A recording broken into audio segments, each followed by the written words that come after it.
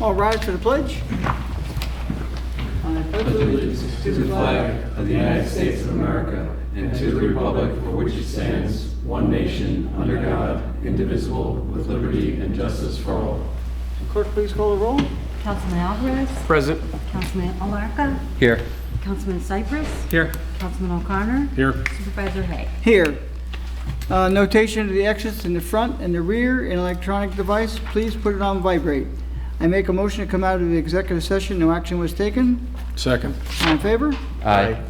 First item on the agenda this evening is a public hearing for Terravis 3 Senior Housing Development. Is there anyone here for that? Okay. You're representing the developer? Yes, I am. Okay. Yeah. Yes. To the microphone.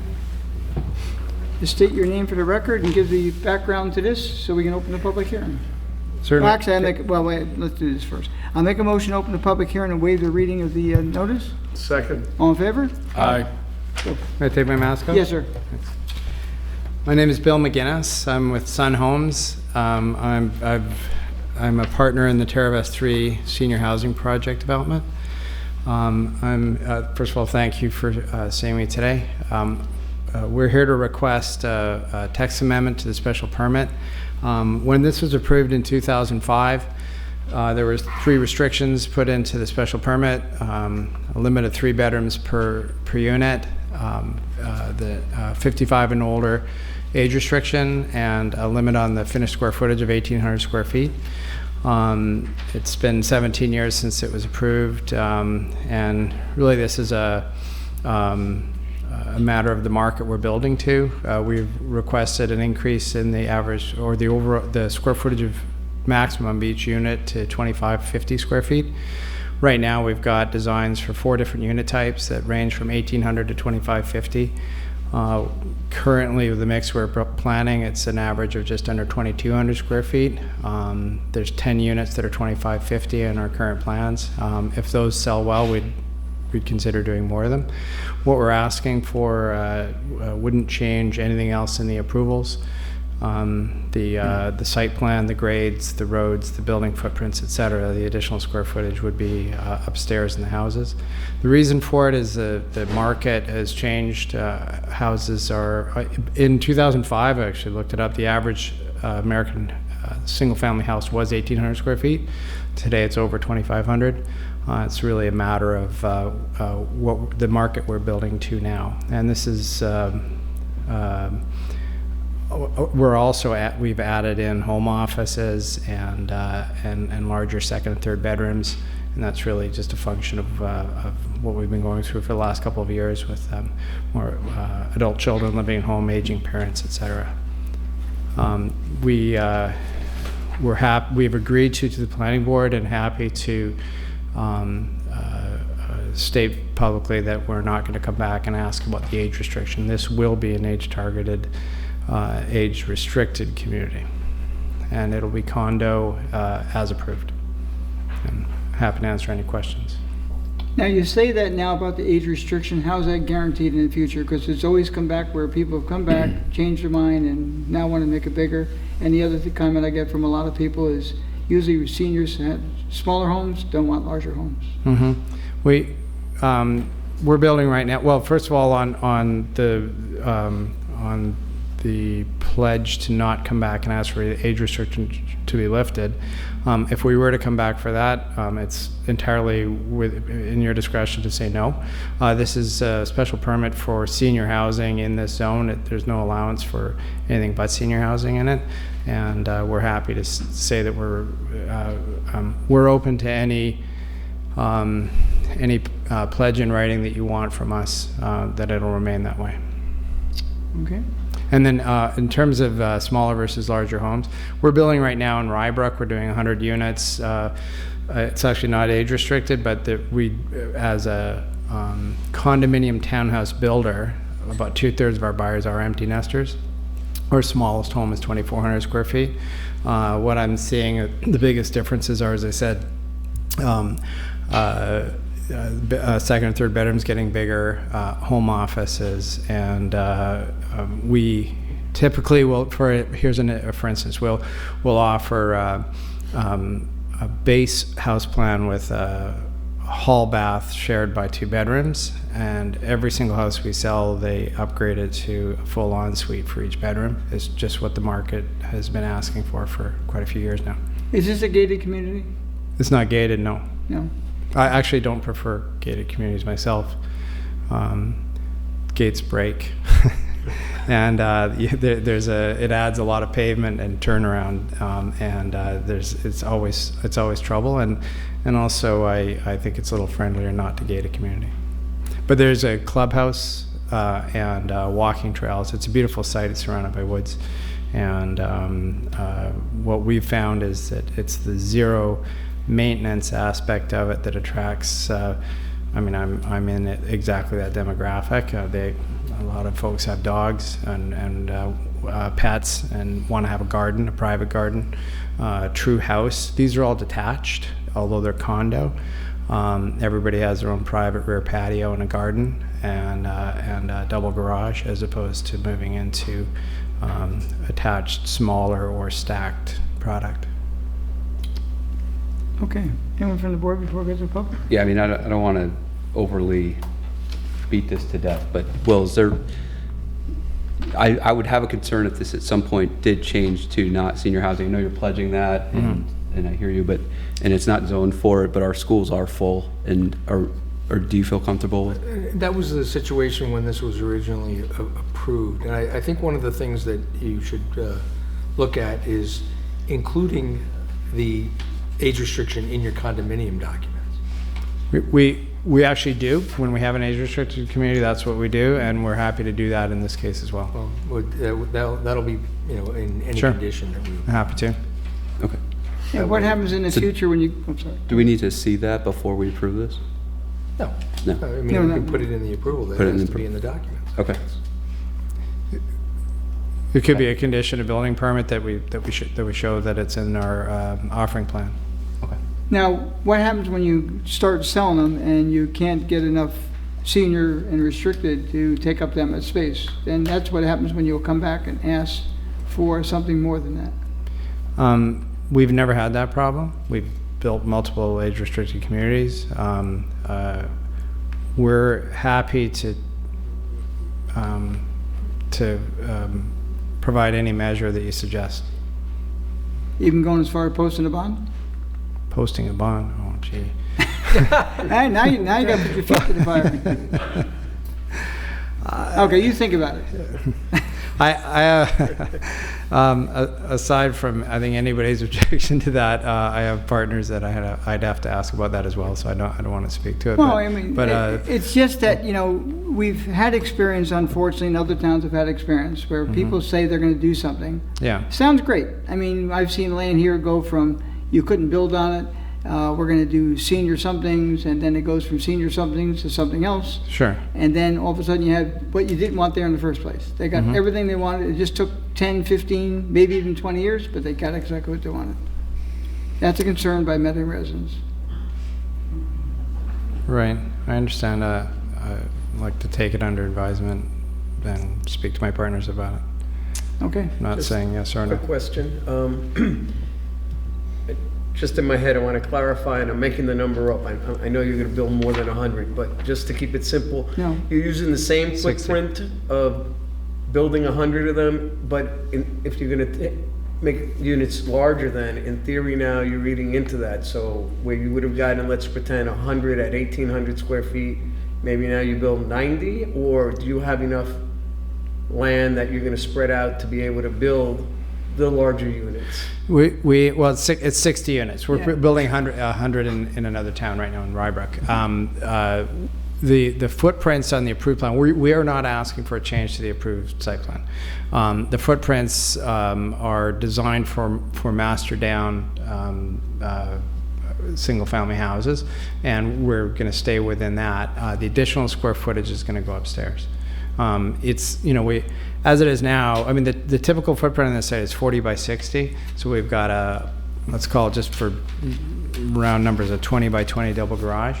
That's big enough to do a master down plan. That really hasn't and won't change. Where we're putting the extra space in is in the second and third bedrooms, additional bathroom, and home office. Thank you. Now, when you say upstairs, how many floors is it gonna have? 2 stories. 2 stories? Yeah, I mean, our houses typically are what I would call 1.5 story. The upstairs will still be smaller than the downstairs. But if we've got a 40 by 60 footprint, that's 2,400 square feet of footprint. Take 400 square foot double garage out, that's 2,000 square feet downstairs. And then 2 bedrooms and 2 bathrooms upstairs takes us to whatever, 2,550 at the most, somewhere between 2,000 and 2,500. And you are aware that many seniors have problems with stairs? Yes, there's 2 things that master down. We're still going to have master down plans, and we're also offering plans master up with an option for an elevator. Now we're doing that now. 55 and older. I'm 61. Right now we're selling to people of about my age, and we offer both. And often people, because of the layouts, will take a master up. Sometimes they'll take it with an elevator, or they'll know that there's an elevator shaft there for the future. So we're somewhat agnostic on it. If people have a preference for master up with an elevator to be put in the future, we'll offer it. And lift chairs as well? Lift chairs are, we have a policy with our company. We'll make any unit that we build adaptable or accessible at no extra charge. And that's just it's just something that we like to offer. We don't make any money on it. It's just something that we like to offer. So if somebody comes in and wants a chair lift, yes, we'll put it in. What we'll often do is we'll put the blocking in for it. Then it can be, and any brand of lift can be added after. And handicap accessibility, is any going to be built for handicap accessibility within the house? Wider doors and things of that nature, or is that built by spec? We do, we follow universal design guidelines, so our doorways are wider, not all of them, some of them. Plugs are a bit higher off the floor, the switches are a bit lower. And then, as I said, anybody with a particular mobility need will accommodate. Okay. We've had all number of requests on that one. We've had no threshold showers. We've had we've modified garages. Whatever we get asked for. Okay. Public comment. There's a woman getting up first, sir. You can be next after that.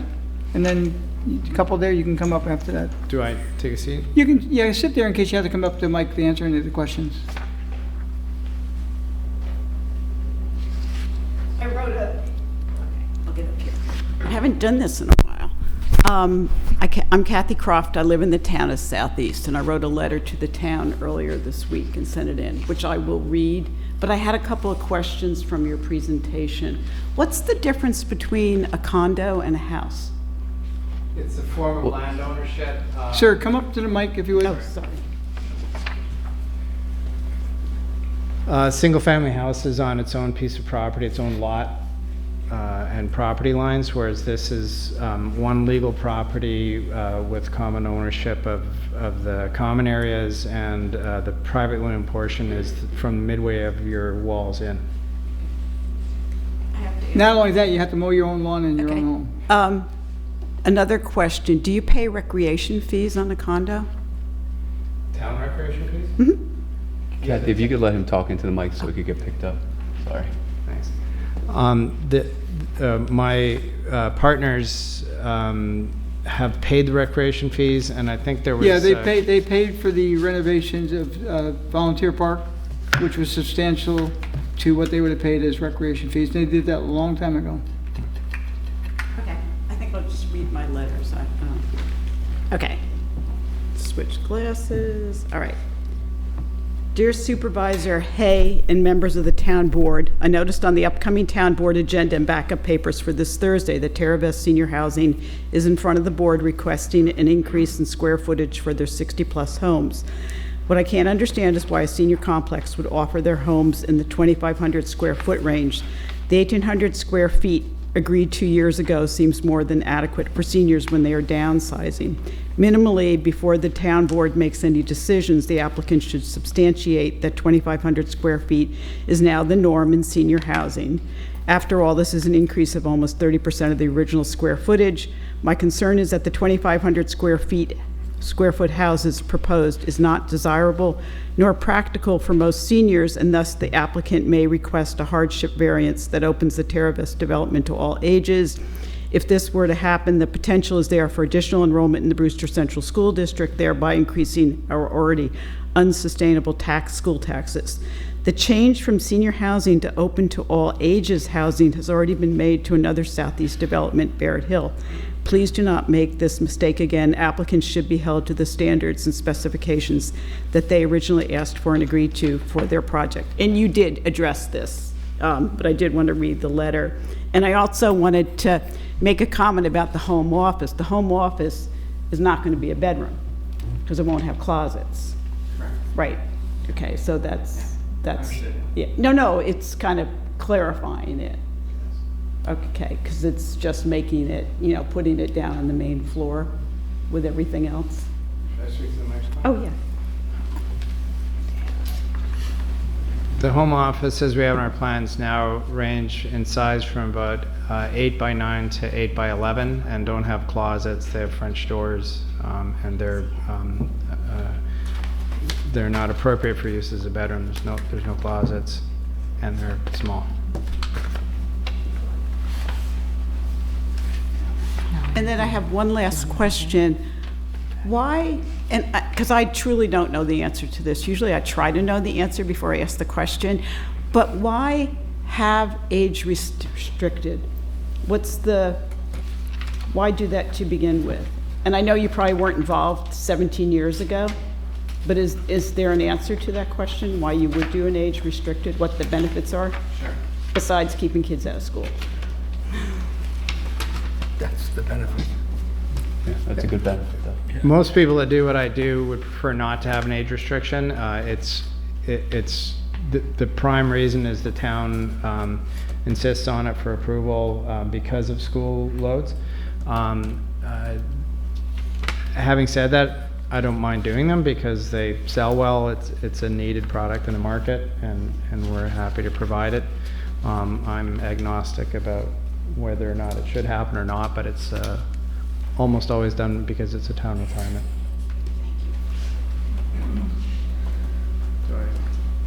Anybody else from the public? Yes, this gentleman in the back, and then the couple. Actually, Mr. Supervisor, this is in regards to another matter, so we can pass. Okay. Thank you.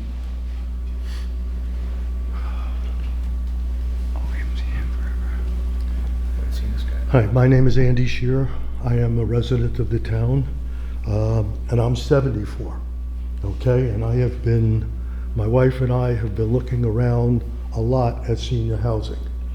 I'd like to know what originally, in the original 1,800 square feet, what was proposed in terms of bedrooms and the office, den, whatever you want to call that. That's my first question. I actually was involved back then. I haven't been in the intervening years between, and I brought drawings through the Architectural Review Board at the time, and the footprints were the same, but there was a hall bath and two smaller bedrooms as opposed to two larger bedrooms. The bedrooms have walk-in closets now that had reach-in closets before. So there's an extra bathroom, and there were no home offices. That was really the difference. So it was still 3 bedrooms? Yes, It was 3 bedrooms. there are 3 bedrooms and 3 bedrooms now, correct. But those were on one floor? Was the original on one floor or 2 floors? No, they were on 2 floors. They were always on 2 floors. Okay. I'd like to know what price range you think you're looking at in terms of these? Okay, I'm sorry. Yeah, that's okay. Right. We'll sell them for as much as we can, because that's the business we're in. But if you would like to know what a house of this size costs, you can look at what they sell for in the town right now. Now, new construction always sells at a premium over existing construction. The best answer I can give is you can look at anything this size that's being built in the area in Carmel, Brewster, Danbury, and you'll see per square foot, stay within a 100 or 200 square feet, and you'll see what they go for. I forget what the other question was. How much they're going to sell for? Yeah. Oh, I know. Yeah, right. And we will be offering smaller and larger plans. So not all of them will be 2550. As I said, right now it's our intention to do 10 of those larger ones, and then they range from 1800 to 2550 in size. Okay. Since it's going to be a condo, and I'm not sure if if she asked the question, if you answered it. Anthony, can you talk more into the mic, please? Sure. Yeah, it's for the video, just so. Yeah. Okay. Since it is a condo, the maintenance of the grounds and the exterior of the buildings, and what is going to, if there's going to be a clubhouse, what is going to be in the clubhouse? These are zero maintenance, which means the outside of the home is maintained by the condo association. The landscaping and snow removal is by far the biggest part of the budget. The clubhouse, fairly modest in size. I think it's about 2,000 square feet. There's a party room, 2,000 square feet. And that would be a fitness center and a party room, something a little bit larger than your living room that you can, with a bar and a fireplace and a patio, so you can host parties. And that's really, and then the outdoor amenity is walking trails, which are enormously popular in all the communities that we build,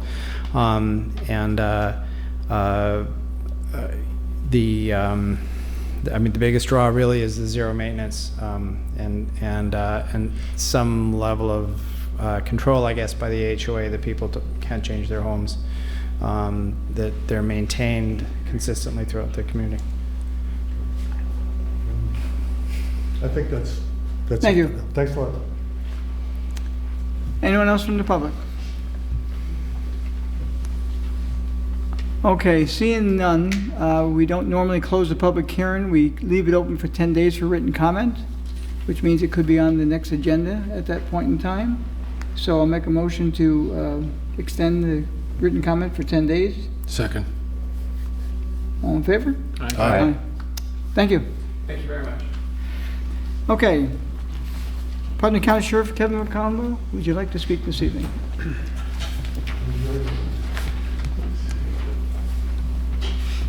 Thank you for asking, and thank you for coming. My pleasure.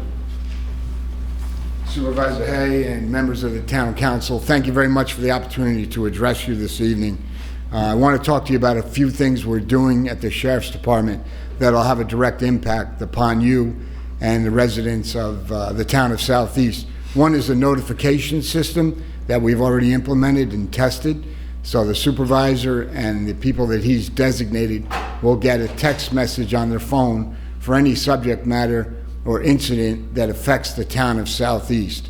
It'll go out countywide to other towns as well, so you'll know whether or not it's going to impact you locally or on a far greater scale from the town of Patterson all the way over to the town of Phillipstown. We felt that was important. We saw a need for that based on a number of things that had transpired and the inability to get that information out quickly. So we've built that not only for the county government and townships, but for our religious institutions, law enforcement, and our schools. It was critically important to do that for the school systems based on a number of factors and incidents that have transpired over the years.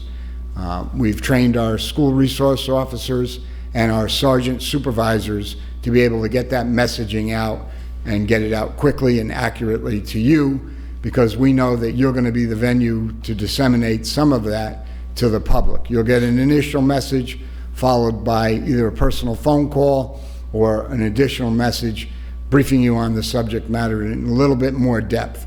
On the matters that we can go into depth, we will, and those that are confidential and remain ongoing, we obviously won't be able to provide too much more information than that. The Sheriff's Department, we put our command staff together. It's a number of members that have a total of over 200 collective and 7 years of experience. They're well-versed in law enforcement and management, and we've begun to implement a number of programs that have already begun to pay dividends, not only for the public, but for members of the Sheriff's Department. But I wanted to stop here this evening to tell you and offer our resources, because we want to be your partner. We want to be the people that you come to when you need help, and when you need advice and counsel, that we can sit with you and provide that as it relates to law enforcement matters. So thank you for the opportunity. I appreciate it. I look forward to working with you. Thank you. Thank you. Thank you. Okay, next item on the agenda will be the work session. Make a motion to go into work session, discussion, noise ordinance. Second. All in favor? Aye. Okay, we had this here once before. We had public comment on it. There's been revisions to it.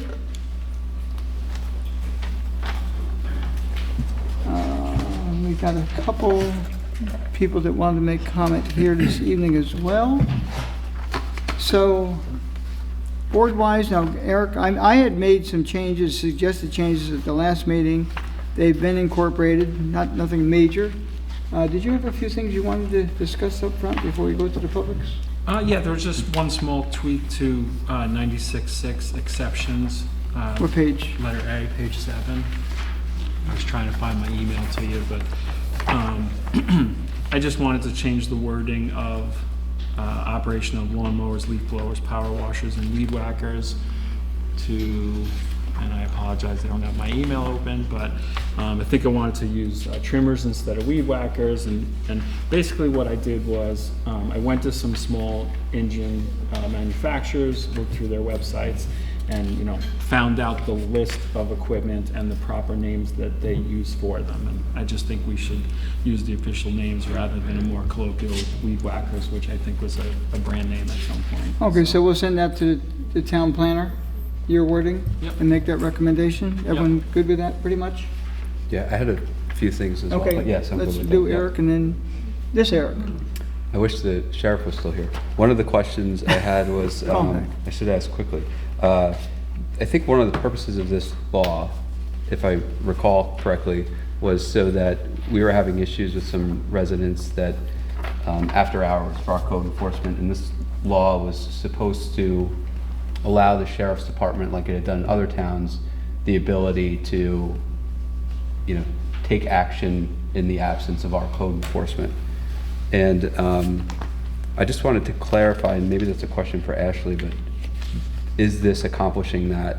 Because as I read through it, I'm struggling to see how they would do that unless they had equipment to measure the noise. Well, the sheriff could, that part of the noise ordinance, the sheriff could not do. Actually, Michael Levine sent us an email today as well I with didn't his see that. concerns. Okay, so I'll follow up. And that was one of the concerns he had, is that we'd have to have more than one unit to Right. go out and the enforcement of it. Yeah, and I know when we initially spoke to Ashley about this, who I think drafted this up, that was one of the intents. So I can follow up with her just to get some clarification. I also had a couple other things. Okay. On page 4, outdoor amplified noise, it says, the last line there, intending to be broadcast to other properties from the source. And I was just curious, I mean, what if it's not being intended to, but it is anyway? Page 4, which one? Under outdoor amplified noise. Okay. So I had that, I'll mark that. Okay. I had another one. On page 6, Now, tomorrow I'm going to ask that you forward that comment to Ashley. Yeah. And work it out with her, how to get that reworded before we put it out onto the internet. okay. And then, so page 6, F1, it says special license, but everywhere else it says special permit. So I think we should just change that. It's gonna be, it will be a permit, so where is that? Which one? F1. F1. I thought I changed them all, sorry. And then also in F1, I didn't think that, I thought this only pertained to residential and that commercial couldn't apply for permits. So that is a question, and if that is the case, in F1, it says commercial or private, but if this doesn't pertain to commercial, we should probably remove that.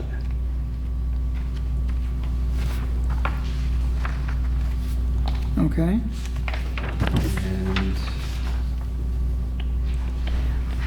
And then, I don't think commercially are exempt in any way. so in other words, They have different hours of requirements possibly than residential. so for the noise permit then, so 96.8 on page 8, where it references noise permit, can commercial entities apply for noise permits under this code? And then if they can, how often could they apply? So they couldn't apply for a waiver, like, hey, we have, Like a blanket certificate, yes. like blasting and things of that nature? Yes. Okay. No. But could commercial apply for a noise permit, like, say, every weekend? Every Friday and Saturday, forever. Right, that would be my concern, right? It's so, Okay, so, I understand this is, and I'll follow up with Ashley on all this Yeah. stuff, I have it all written down, but I understand it's just residential, but so for that section, I'd want to know, is it just residential? I can apply for noise permits, and what is the frequency of which they're allowed to do so? okay, And that concludes my comments. okay. John O'Connor, Evan? No, I think not only did both Erics address it, but Eric Cypress in regards to changing the verbiage. I think the biggest concern was just more, we're getting complaints from a lot of residents that, like, the lawn contracting guys start mowing the lawn, let's say at 7 a.m. as opposed to maybe 8 a.m. And this was supposed to, I believe, help put it, to one of their words, a little bit more teeth to be enforceable, because I think a couple of the landscapers have told residents, well, show me where it says that. So, I think that's outlined in A, but I don't know, do we need to take it one step further, or will this, and again, it might be an Ashley question, but. Well, it's definitely a living document, so it can be changed for us Yeah. at any point in You know, time. that's And we all. did change some of the hours with Ashley, that some of the things I had brought up the first time. Yeah, the The hours, weekend hours. some of the hours were Yeah, changed okay, yeah, I think it's that's all. 7, for commercial compared to residential, because I said to him, most people work for a living and they're handymen. They want to go on the weekend and they want to do something. You really can't prohibit them. So the hours were changed from commercial. I think we restricted it more and opened it up a little bit more for residential people themselves. it's, for this, it's 7 a.m. to 8 p.m., I believe, What, during the week? daytime. Daytime, That's for construction. Oh, that's for the day, yeah, yeah. Yeah, residential's 8 to 9 during the week and 9 to 8 on weekends. okay. Yep, It was like an hour's difference. okay. John? Fine with Okay. whatever was said. Now, this is not a public hearing, but we will allow some public comment this evening, like we should. So if anyone would like to come up and speak to that, please do that.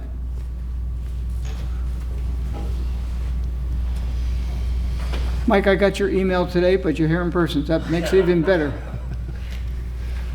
You're quick, I just sent that out. I know.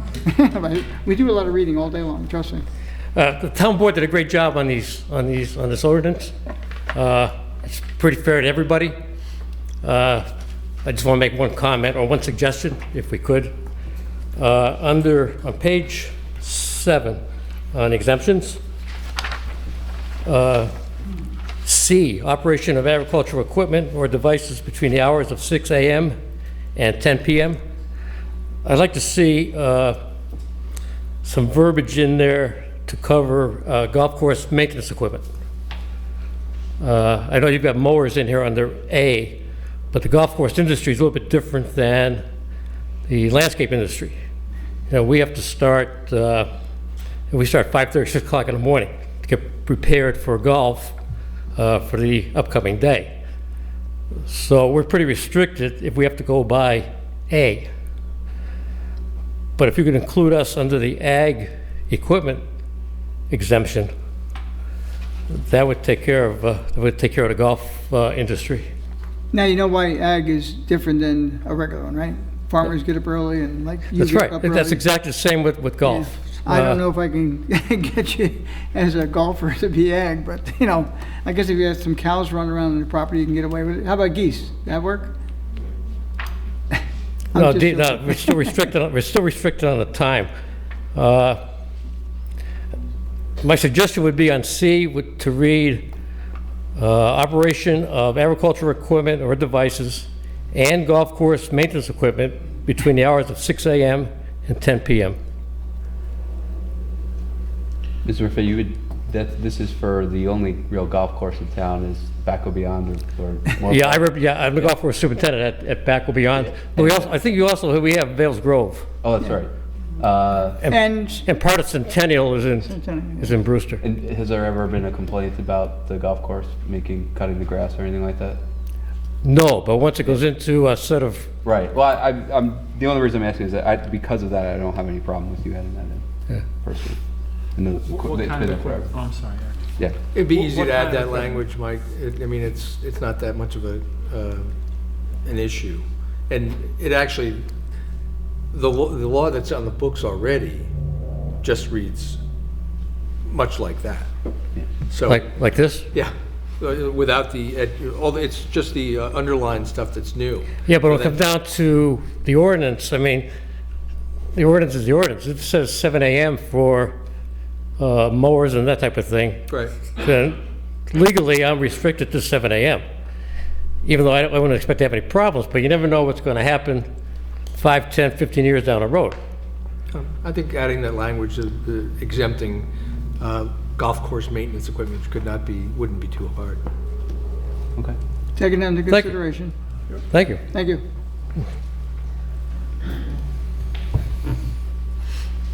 Anyone else to speak?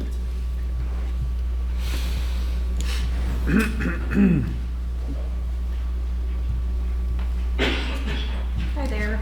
You- So we were Okay, here. just state your name for the record. Bailey Santucci. Okay. We were here the first time that this was brought up for the agenda. I just have a few questions still. Now, One did you see on our webpage, they answered Yep. all your questions there? You got those okay? So one of the questions that was answered was the farm animals and pets. Are they subject to being penalized from the noise code? This brings me back to the turkey, the infamous turkey, which in your town code, poultry is allowed in our zoning district and with our land size. So my question to you is, if a turkey is now going to be penalized, how do you propose to stop a turkey from gobbling? Your town code kind of is now going to be contradicting itself, because in one section you allow poultry to be, had on certain parcels of land, but now you're going to violate an animal that makes a natural noise. It's not the same as a dog that you have the control over. Don't let your dog outside, sit outside and bark and obnoxiously annoy your neighbors. You can't really control a chicken from making noise or a turkey from gobbling. So I still think that it should be an exemption. Poultry should be an exemption in this, I just have a question on that, and I know nothing about this, so forgive me, but don't we, this is gonna sound ridiculous, don't we not allow roosters because they make noise, but we allow Only on chickens? smaller pieces of property. right, so if you have Okay. less than 5 acres, you're not allowed to have a rooster. Turkey's not even specified in the poultry section. It's considered poultry, but it's not, doesn't have a restriction on your acreage size. Okay. So if you have over 5 acres and you're allowed to have a rooster and a turkey, then how do you propose to stop a turkey or a rooster from making noise, or say you're gonna get a violations for something that you're legally allowed to have in another section of the town code? I think poultry in general and farm animals should be an exemption from this. Well, then that would mean roosters and other things as well. Right, well, it would go hand in hand with the town code that over 5 acres, under 5 acres, it's the same thing. Forgive me, Valley, but do you think, do turkeys, are they loud enough to break the decibels in here? No, but in July of 2021, our neighbor constantly complained about our turkey. I mean, turkey gobbles like a few times a day. It's not excessive, not to mention the fact that we have tons of wild turkeys in Brewster. So he constantly complained about the turkey. Mr. Levine came out with the noise decibel rater and deemed that it didn't fall into it. But now, according to this, it doesn't matter if you're at a decibel or not, but it goes based on unreasonable noise. So if our neighbor, who is already complaining about the turkey, now just wants to say, okay, it's unreasonable noise, I don't like it, now we can get a violation for something that we're allowed to have. Yeah, I guess I don't read it that way. I mean, because she gives the conditions for what constitutes unreasonable noise. So I feel like as long as the turkey was under the decibels, it would be fine. But that's for clarification. That was kind of my first question. Like, I think there is criteria for the noise. Right. You know, I don't know that I've ever page heard a 5. turkey gobble. So I don't know. There is criteria for the noise, but it has, I know that it gobbles, but I don't know how loud it is. it has been brought to the town building department on several occasions from our neighbor. So now I just want to clarify, and I mean, in here, the response to the question was, yes, pets and farm animals are subject to the existing and proposed noise code. Right, so as long as the turkey didn't gobble more than 75 decibels during the day, it would be fine. Okay, so And I then, think that's can awful you loud, but- clarify on page, I don't even know what page this is because it doesn't say it on here, I think it's, And I'm sorry, I thought it Page. was a wild turkey. Do you actually own a turkey? oh no, we have a Oh, pet okay. turkey. Right. So in the unreasonable noise, could there be clarification to this? Because when I read unreasonable noise, Well, tell me Well, what- there is- tell there me is where a you're difference. seeing unreasonable I think it's noise. page 4. But there I is a think difference six, between actually. noise and unreasonable noise. I mean, if a turkey gobbles all day long, I mean, it is a problem. If it gobbles once in a blue moon, it's But you not a can't problem. control the way a turkey gobbles. Well, but if it gets crazy and they're doing it for an hour on end or 20 times a day for 5 or 10 minutes a day, it could get to be unreasonable. Okay, I actually see what you're saying, Bailey. It's unreasonable noise or the chart below, so. Right, think and it's a you know, fair if you have one person that now has an issue with a turkey that's been there for years, Well, page 4 is the, you know, the description of what unreasonable noise is, but page 5 actually says unreasonable noise or the chart below it. So unreasonable noise is left up to someone's opinion. so my request would be that you make an exemption like you have for all these other issues, other things in here, for poultry and farm animals. Okay, the town planner will be reviewing the tape this evening and have them look at it.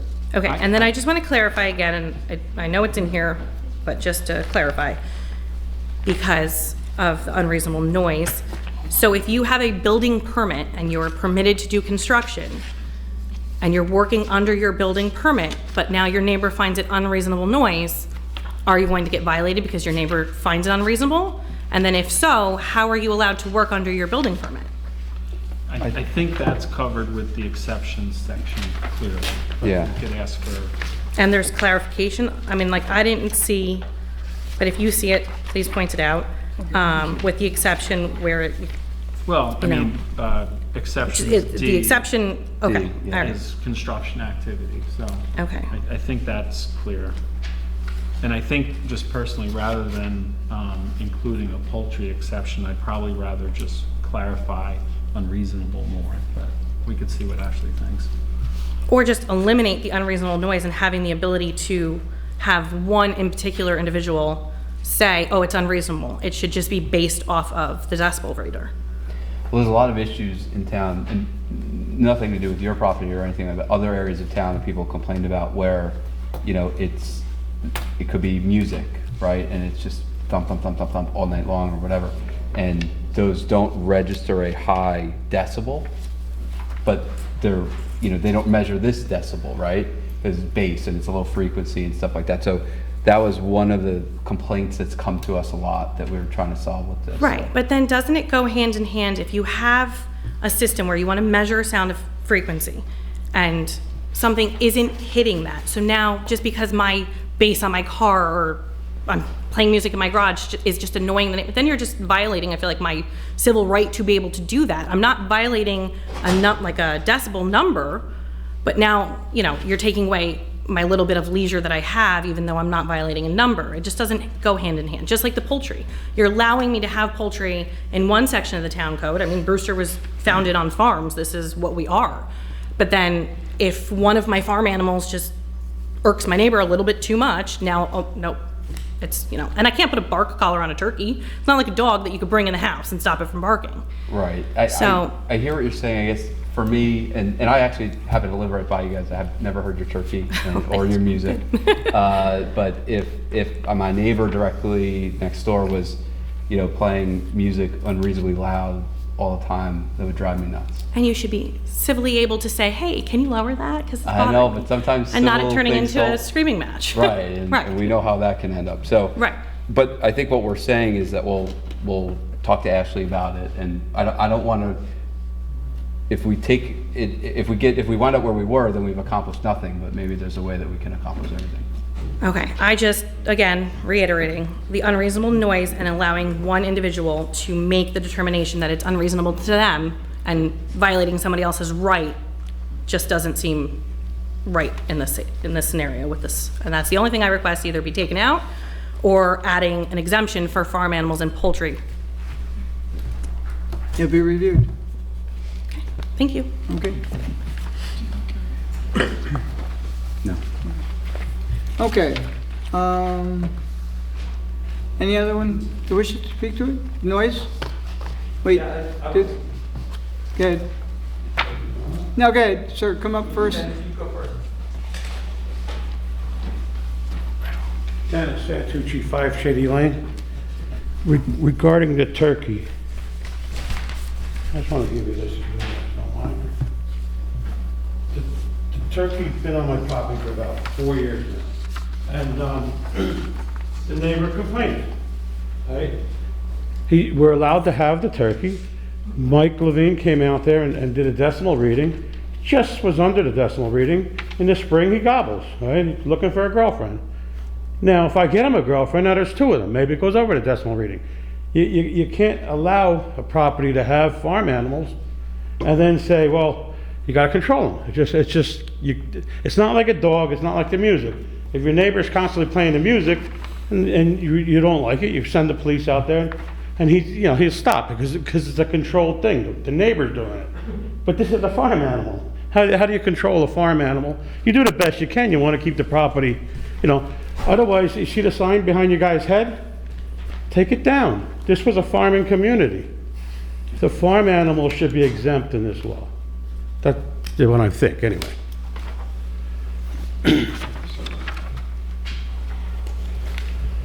You want that piece back? No, you guys can have it. Tony, it was originated by you anyway. I got it out of a foil. Mr. Santucci, I just asked you a question. Do you want? No, I'm not explaining how I received that. I got it out of a foil and it was originated by you. So We haven't had a chance you to know all review about it. We haven't had. Thank you, Thank you, guys. Mr. Santucci. Thank you. Is that real? Okay. Anyone else to the subject matter? Sir? How would I know that was originated by me?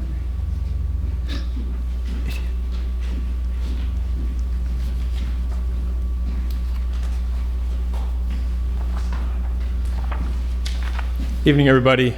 Michael Caruso, 3871 Danbury Road, Brewster, New York.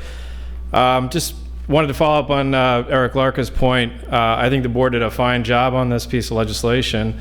It's very inclusive, it's very comprehensive, great definitions, great structure. It has clear intent, clear limits, and parameters that can be followed.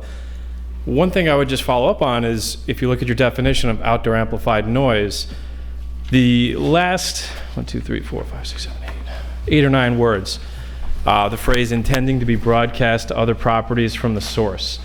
I do think that does create a bit of an issue on both sides, from enforcement and from observation, if you will. Because if you look at a hypothetical that just came to me as I was listening to people comment, If you had a wedding or a tent on your property, obviously if you have a band there, your intention is not to broadcast to other properties. It's to service and, for your guests to enjoy on your property, for example. So that seemed like it would be a little bit in conflict with that clause. And it also kind of seems a little antithetical, right? We don't generally generate noise unless we're in a totally different function that should emanate beyond the limits of our property. Because obviously noise propagates in different ways for all those reasons that I don't understand as an attorney. It's way beyond me. It just doesn't make sense to have that clause there. I think we all want to keep our noise to a relative small footprint to not annoy our neighbors. So I think Mr. Larker made a really good point. And just if you read the ordinance, it just doesn't seem to complement what else you have in there that is very deliberate and very logical. So I just wanted to point that out. I'm sure there's a lot of hypotheticals we could draw up, with catering or with weddings or with things that could be outside that aren't using outdoor amplified noise. If you had a wind band or something, with a wedding or something like that, that might end up running afoul of this. Because, for example, if the noise got really loud and it's not electronically broadcast, maybe it's plainly audible and unreasonable, not intending to be, because they wanted to keep the event on their property. So I just wanted to highlight that and just say I thought that was a very good observation, and I think something that could be just tightened a little bit to complement what you already have.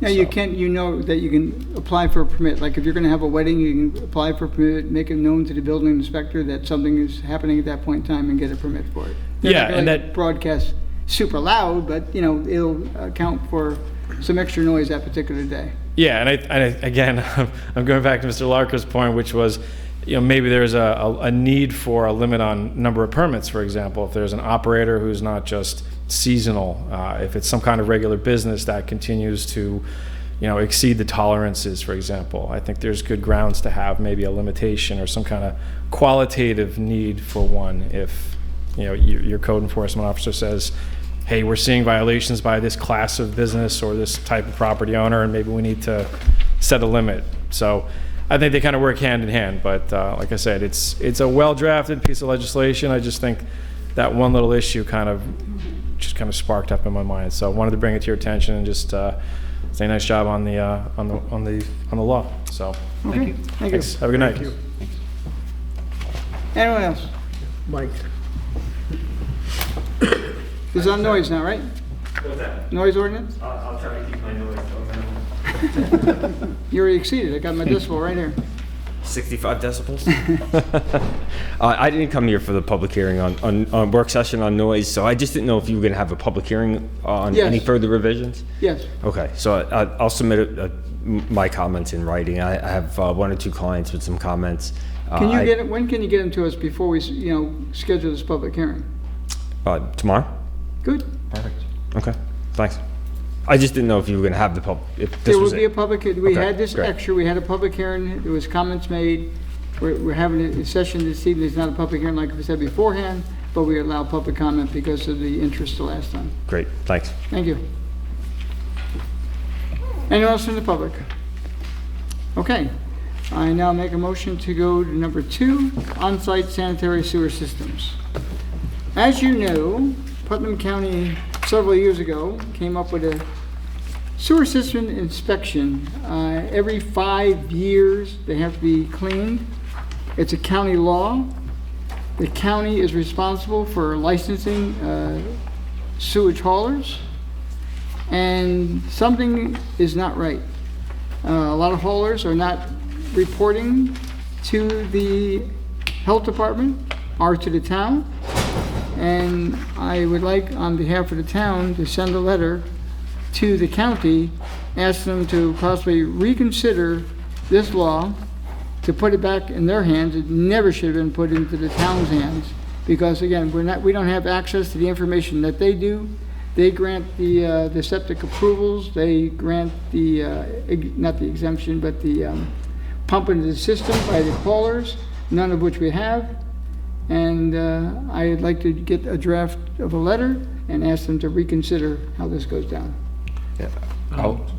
So And I'll let Eric, I know probably what you're gonna say. Eric and I found out some information the other day that I'll let him explain, but can you just elaborate on what you'd like to ask the county to do Well, first? I think they should take it over, and it never should have came to the towns. It's But they do, like, keep their own record, so what do They, you in mean other by words, take it over? when a hauler comes out, they give you three slips. One goes to the homeowner, one comes, supposed to come to the town, and one's supposed to go to the county. We're not getting ours, a lot, okay? If the county has all these records, why are we, the towns, being forced to duplicate the records they already have, okay? And that, I think, Eric can explain the Yeah. solution Yeah, for. so, Yeah. And you write the letter. No, I think there's just a solution naturally coming. Well, that's- Yeah, I mean, yes and no. I agree with Tony. It was a county law, and for some reason it got dumped on our lap. But the county, my understanding, keeps like the master record of all the septic systems, and ours. And yes, and Mike Barlotti, the county clerk, mentioned yesterday or the day before to me that they are going to create a system where the public will have access to that information. So one solution could be, and I don't think this is the solution, but one solution could be that our building department could query in the county's system to determine if the hauler had, or if the resident had completed that septic pumping inspection. So then we could tell all the haulers, don't send us the information, and we wouldn't have to retain it at all. But what would be the perfect solution to me is that since this is a county law, that the health department, since they're getting the information, since they have it, that they do the enforcement of it. I don't necessarily know why.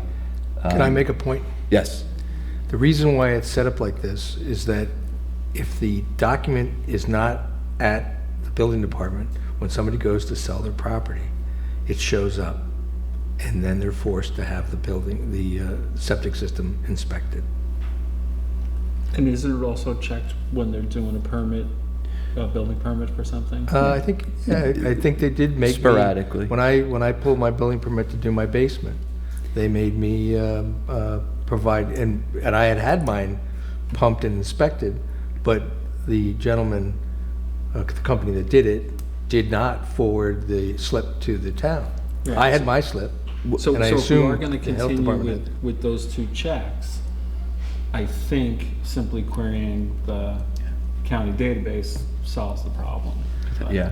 You know, But what unless, if- Tony, you're saying you don't want us to check when. I don't have a someone problem asks for checking, but currently, we can't do that. Right, well, currently, they have it where a county employee can do it, and supposedly, and we should follow up with the county clerk, in the next few months, it will be accessible remotely. So, one question for me is, so in the process, you're getting the 3 slips, so the one, it seems that, you know, obviously the homeowner or whoever's getting the septic service is getting the slip on the spot when the job is completed.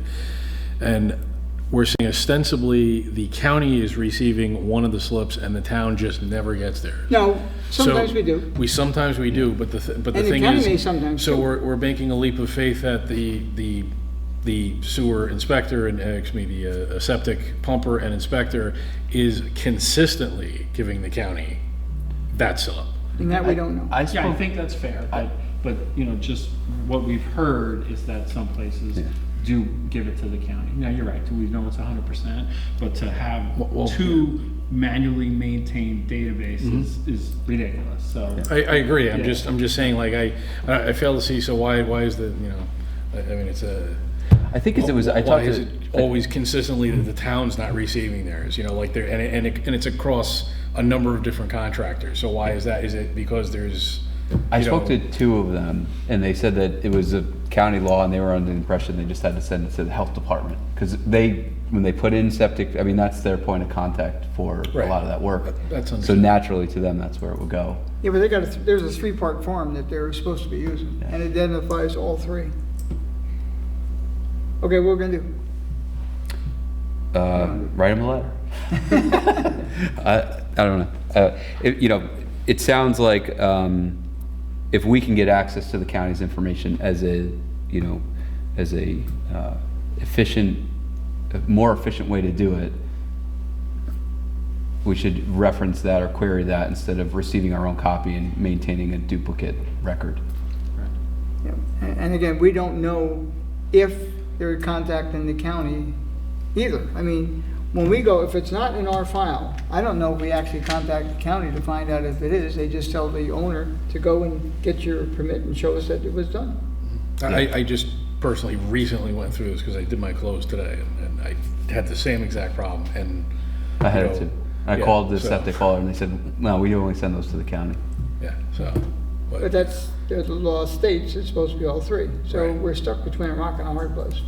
And I feel bad for the residents. A lot of people don't know of what's happening or not. They don't get a receipt. They're getting ready to do a closing. As you know, they go in there, you have to do this here, and they go crazy real fast. Well, the other alternative or option would be, since it's a 5-year requirement, I mean, if we were to, if the responsibility for enforcing this were to fall entirely on the town, then we'd have another enforcement nightmare where we'd be having to check every property's records to see if there was a certification of compliance in the file. Yeah. And if there wasn't, much like rental registration, somebody would have to go out and issue them a notice of violation. So, well, I mean, you could also do that with having a electronic tickler on it, so that if nothing's been updated within 5 years, it red flags it. And I can guarantee you that there are lots of parcels in this town that have not had their septic systems inspected every 5 years since this law's gone into effect. The 5-year check, I think, absolutely should fall on the county. We shouldn't take that on at all. But if, when you're selling a house and when you're doing a building permit, Perfect. if we could log in and check, I think that's reasonable. Yep. Okay. So we'll send ask if and when it's going to happen. Once we get municipality up and running 100%, that'd be helpful too, right? Yeah, so the clerk said it would be mid-year, but I wonder in that letter if we just want to tell them that we'll be checking when we need to, but we won't be doing a full enforcement on this. And good luck. I mean, every town has a similar problem with the way it's going down. It's just not working. Right. I wonder if we should get with the other towns and send a letter together. Yeah. The main thing is the information should be available. It's not available. And the good thing is when people go to sell their homes or have to do something, apply for a permit, we check it at the time. And that's one way to enforce it. We adopted a local law requiring this. We have this on our books. Yeah, I realize that, and that's why it's happening. I think also there's a finite amount of septic vendors that are within a 50-mile radius that people would reach out to. They're not going to call somebody from California to get this done. So if we actually had an awareness campaign of some type, like a letter to the septic place saying, reminding them that they also have to submit the town form for compliance. Yeah, but that's us keeping another set of records. No, well, they're supposed to give it to us anyway. That's that third sheet. So, but the thing is, at least, as someone stated, the septic, we know it's a county law, so we make sure the county gets it, but, we're also supposed to be aware of it. The flyer we send out every year with recreation, everything, that saying it's in there. Yeah, it says that to the residents, but it's not saying it to the contractors, because it's the contractors that are not sending But it in. it's the county that licenses those vendors, and they're the ones that got to put their foot on it, not us. We have no idea. I agree, yeah. I don't want to encourage Okay. them to send it to I'll put us. something together, and you guys can all have input, and then we'll send it out and see what happens. Okay. Next is discussion, Brewster Southeast Joint Fire District, about the ambulance service. Mr. LaGoria has requested to speak to us this evening.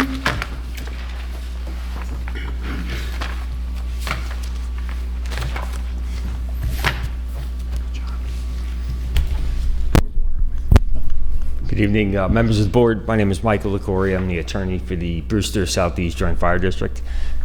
Thanks for having me tonight. The reason why I'm here is to make a request on the board, on behalf of the Board of Fire Commissioners, to see if we can enter into some sort of intermunicipal agreement that would have the town contract for EMS services for the balance of 2022, which would be facilitated through the fire district or under the command of the fire district and the fire department. The reason why we're asking that is we cannot provide volunteer EMS services any longer. We've been paying for service for a period of time, first with supplemental manpower, and then fully contracting for ambulance service for the past 2 years. For 2022, we were anticipating contracting for ambulance services throughout the calendar year.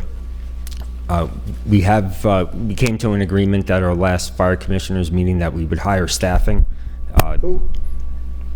I didn't hear what you said. Okay. Hire. Yeah, to hire EMTs to staff our ambulances. Our previous arrangement was we had Empress do all of the ambulance response for the volunteer fire department. And the method that we had for payment of that was that Empress was billing our residents under the soft billing method, which was if the ambulance came, you would receive a bill. Typically, it would go to your insurance company. Your insurance company would generally pay the bill.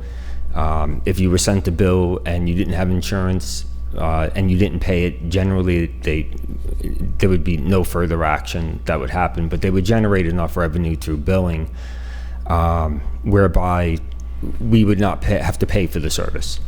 So we discontinued that practice. We ran into an issue when Empress lost the county contract. The county has a contract for ALS, which is Advanced Life Support. The volunteer fire departments and ambulance corps provide basic life support. But when you have an ALS provider that bills and a local provider that bills, there's a certain level of incongruity in the billing practices. And it's effectively, as a fire district, we are not supposed to be billing. But the consensus among the number of fire districts across the state of New York has been to engage in the billing practice, because in our tax collection, we don't generate or collect taxes to pay people to provide service. So as a fire district, the Brewster Southeast Shore Fire District, our budget doesn't include labor at all. We operate on a volunteer basis. We don't have paid professional firefighters. We do that entirely on a volunteer basis. But we had previously been paying out of pocket for ambulance labor until such time as we converted to a billing arrangement. We stopped that billing arrangement for 2022. But the town as an entity is permitted to enter into a billing arrangement with an ambulance provider. And so the request for the town board is for 2022, or for the balance of 22 and 22 only, that we attempt to enter into an arrangement whereby the town solicits a bid for ambulance services using the billing method. Not quite sure exactly what that would cost. We do know the proposals for ambulance service that includes ALS would be zero. We couldn't be in an ALS situation because we wouldn't want that conflict with the county. Effectively right now, we have a temporary contract as of this week with ambulance, where we're going to be paying about $32,000 a month for ambulance service, and that's for one EMT and one certified first responder. And that'll take us to obviously the end of 2022, and the plan is in 2022 for us to raise our budget so that it's large enough to cover this in 2023 going forward as a fully paid subcontracted service to the fire district. The reason why we're making the request is that previously we were planning on using the billing method. We were planning on that at the time we were doing our budget in 2021 for the 2022 calendar year. So we weren't anticipating having approximately $400,000 come from our budget to pay for EMS service. We are going to provide that service and make sure that the residents of the community are served. What we're looking to do is kind of plug the hole for 2022 by seeing if the town would be willing excuse me, to enter into a contract for service, we'd be able to recoup a small portion of our budget if we can engage in that type of an arrangement. What do you mean by that? So we're going to pay $400,000. The fire district is going to pay for labor. It's going to pay $400,000 for labor for EMS service In the future, in this year. this year. Okay, your budget right now is like 1.7. It's 1.7. And We were not anticipating any labor payments whatsoever. So we're going to take $400,000 from our budget, whether it be from our general fund or the transfer from capital reserves after we take the appropriate measures to make a transfer like that. We're going to spend that money. So are you saying for next year, enter an agreement with us so that the BLS? No, just this year, 2022. And I understand we're already in 2022. If we say no, that's what they're doing. Right, that's exactly what we're doing, yeah. So we could have the opportunity, instead of spending $400,000, if we could enter into an arrangement, go through the appropriate bidding process, and maybe have a contract with the service provider from June to the end of December. We could potentially save half of the $400,000 that we're going to spend. Mike, And that's what we're attempting to try to do. Mike, do you expect someone not offering ALS to have a proposal where they're happy with just getting billing? I don't think I'm not quite sure. Because like we wouldn't want to take a hit to our budget. No. And Eric, there's an expectation on the Board of Fire Commissioners that if there was a budget cost for it, that it would actually come from the district. So for instance, if our budget right now is if we're anticipated to spend $100,000, but we can save, let's say, $200, cost the town, let's say a contract comes to you guys for $100,000, okay? That sounds cheap. Well, with billing, it actually isn't that cheap. It is reasonably possible to expect a contract to come in for up to that amount, I would say, based on the numbers we've been able to run.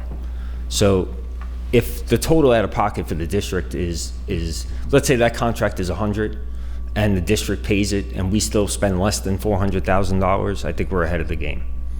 That's what we're looking to engage that process to see what we can find and see if that possibility is there. We were having a larger discussion about 2022 and forward, going into the future, whereby possibly asking the town board to permanently enter into that arrangement, but we've had some time to spend with the assessor. We have a complete understanding of what that cost would be for a possible increase to the fire district budget going forward. The service we need actually costs about $650,000 per year, which would be 2 full-time EMTs on a 24-hour basis. The fire district is willing to raise its budget to do that, but what we wanted to do was make sure that we dotted every I, crossed every T, see if there was any type of intermunicipal agreement that we could enter into to facilitate not spending that money. When I talked to the assessor about what the increase would be if the fire district raised its budget from 1.7 million, which is the current budget, to approximately 2.5 to account for the additional 650,000 that we would potentially spend in the future per year. If your house is assessed at 400,000 a year, you'd be looking at approximately $10 a year increase in taxes due to the increase in our budget. Why 600? Because you need 2? Yeah, so right now, that's the estimate that we have. We have some quotes for service, and that is that's what would be if we had what we truly wanted, which would be 2 full-time EMTs 24 hours per day. Right now, the 400 that we're going to spend is 1 EMT and 1 certified first responder 24 hours a day. So, but going forward, we think we're going to need at least 2 EMTs. What were the number of households to get this number? What was the number? You're saying $10 a household? Yeah, but that is an average number based on assessment. If your house is assessed at $400,000 and you're paying taxes on that $400,000 amount, then that average number would be about $10 as far as an increase. Obviously, it'd be more if your house was assessed more. Commercial properties have their own assessments, so do townhouses. We haven't run the complete number, which we will, but what we wanted to do is exhaust all of our, let's say, do all the due diligence that we could possibly do before we would move forward with the budget increase like that. Could you give us a little bit more in-depth description or so that we understand why it is that the system that was in place is no longer in place? Okay, so like I said previously, we were in a billing arrangement with our ambulance service provider whereby the fire district was not paying any monies to our ambulance service provider, and the ambulance service provider was sending out bills for its service. So if the ambulance came, you would get a bill. It didn't matter if you were a resident of the town of Southeast or if you had a car accident on the highway, whoever you were who received service would get a bill for that service. We knew the fire district was fully aware that there's comptroller's opinions that say that the fire district can't bill. The Association of Fire Districts has been lobbying the New York State Legislature for years to remove that restriction. And that restriction on billing has benefited insurance companies and ambulance service providers because those providers would have to provide manpower for cost. That's my understanding from the Association of Fire Districts why the rules don't permit fire districts to bill. A number of fire districts. But under your scenario, it was the company that was doing the billing, wasn't it? That's right. It was the company doing the contracting billing. with? It was. So the bills weren't coming from the fire district, were they? No, but de facto, they were coming on behalf of the fire district. So I have argued that point, Will. I think, the bills are coming from the ambulance company and they're separate and distinct. But we knew we were walking a fine line, basically, in the arrangement that we were doing.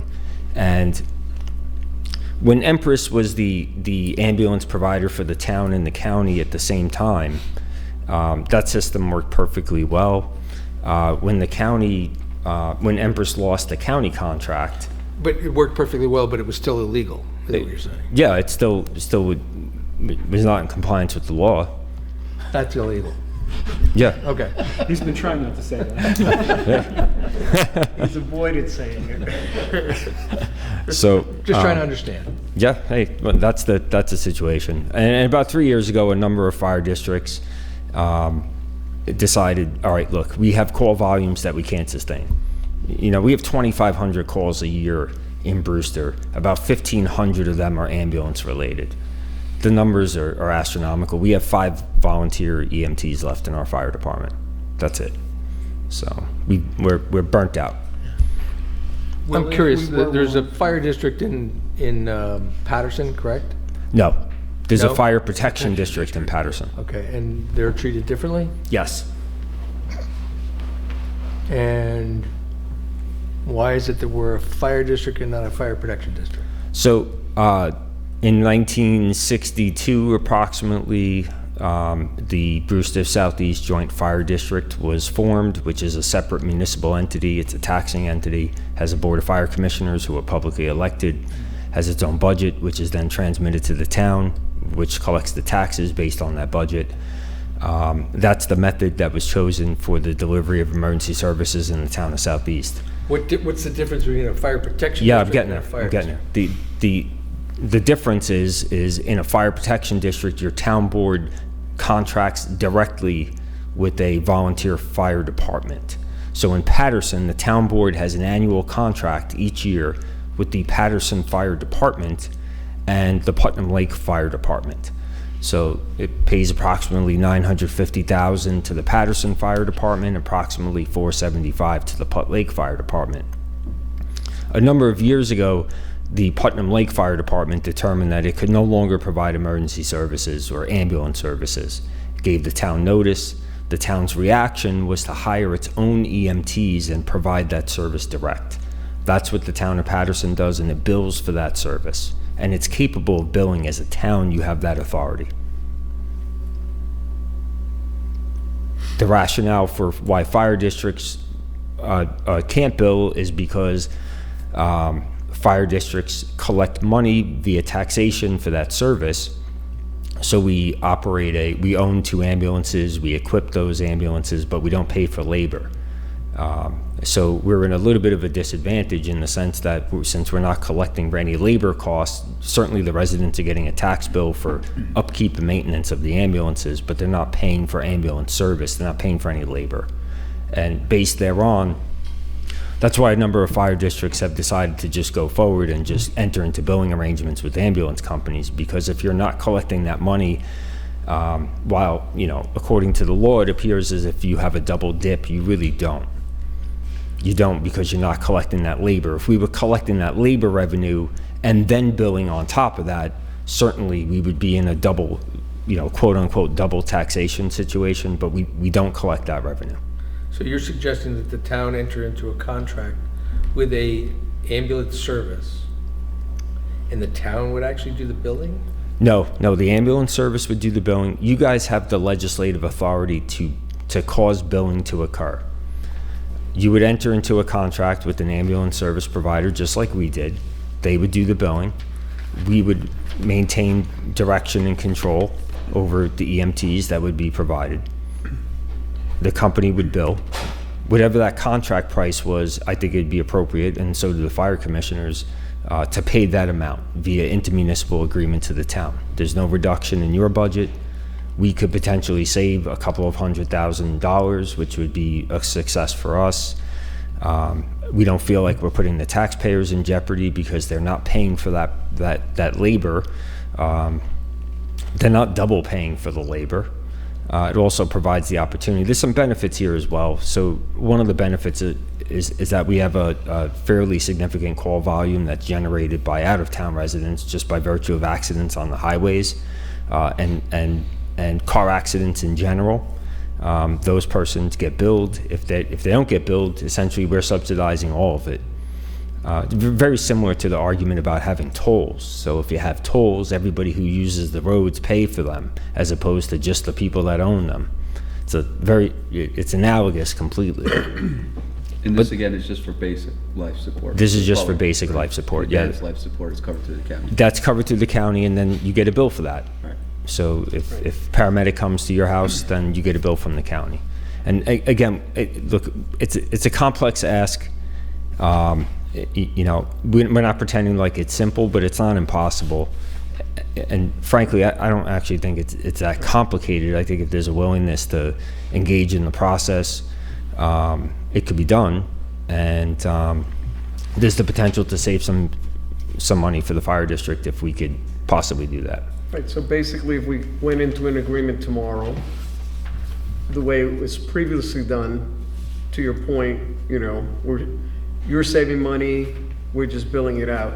So my question to you is just really, why wouldn't we continue that model? Why even bother trying to increase the budget, in 2023? Assuming everything works perfectly. Yep. I mean, call it that you weren't in compliance with the law for the last 2.5 years, but it worked. Nobody was really, nobody got a bill, so to speak, because you were doing the soft billing. So in theory, if it continues to work that way going forward, why would we even entertain, raising the budget? I think it's a mathematical analysis that we have to go through to take a look exactly what the fire department call volume is, and see where the majority of the calls emanate from. I think if you studied where those are, and that's the point where I'm actually working on that right now to see if I can give the fire, if we could generate that data. We have some computerized programs that we use to track calls. A particular program called Red Alert that we're able to manipulate that program to get the data that we need. I think we have to all look at that data and say, all right, how much of this budget, how many of these calls are coming from residents versus non-residents, and examine that. And once we look at that data, then I think it's really it's a financial decision or possibly a political decision. But if you net savings that way, in my mind, if I'm a taxpayer, I'm more interested if the service level is the same. I don't care what the function is and how it gets here. I just want it to get here. So if the town board holding a contract that's administered by the fire district is the most cost effective, then that should be the way it goes. I'm in favor of this. I just trying to figure out then what would be the next steps, you know. Obviously we say, yes, let's put it out to bid. We're willing to go into, an agreement. The next step would be for the fire district to provide the town board with bid specs. And once you guys had the bid specs, then a bid could go out. We would see what those contracts looked like. If the numbers worked and it was efficient, then we take the next step and possibly go to that arrangement. Obviously, the bid specs would come with the draft IMA, the intermunicipal agreement that would say these would be the responsibilities of the fire district. This would be the responsibility of the town board. And effectively, we'd only be looking for you guys to be the underwriter, which is essentially the contracting party. You guys have that authority. We would seek for you to use that authority. But as far as you dealing with EMTs, you wouldn't interact with EMTs. It'd be completely under our discretion. I also think it'd be appropriate if we were in that relationship that the fire district would be reporting back to you guys or liaising with the town board regularly. What a concept. Because we recognize if you, what was that, Will? So what a concept. Yeah, what a concept. Yeah, exactly. But obviously, if you were the holder of a contract that was administered by a third party, obviously, you'd want to know what's going on a daily basis. We feel that it would be necessary for us to be present whenever you needed us to be, to let you guys know how it's going. Mike or Will, this is probably a stupid question, but if a lot of these calls are, say 30% of your calls were coming from like Putnam Ridge, and I understand that sometimes the calls to BLS are, they may not need a paramedic or something like that. They may need to get somewhere. Is there anything that we can do to, force them to have some sort of transportation for that outside of calling 911? I think, I don't know this for a fact, but I believe that Putnam Ridge has an ambulance service that they use, but they are not always available, apparently. Do we have any? I know that we do get a lot of calls that, whether they're true 911 calls or not, I can't speak to, but So my understanding of Putnam Ridge is that I believe there's an arrangement for transportation, but if it's either unavailable or isn't going to be there fast enough, there's a determination that there's an emergency, and then 911 is called and an ambulance shows up. Well, you made a comment recently, something about like unreasonable use of services or something. Is like, what is the threshold for that? That was under the we were trying to analyze the original approvals for what was NIMED at the time. It was right. It was built in, that particular facility was built or approved back in the early 90s, and I think someone thought that it was built under a special permit, which I don't believe was right. That's what I heard. I think at that meeting. I think it may be a special permit use in today's code, but it wasn't back then, because I haven't found a special permit. But one of the things when they're doing the review of a land use under the State Environmental Quality Review Act, one of the things they're supposed to analyze is whether that particular use will have an undue demand on community services. And I looked at some of the environmental forms that were submitted at the time, and they essentially said no, which it wouldn't impact today, it wouldn't negate their approvals, but if they are, if that particular entity is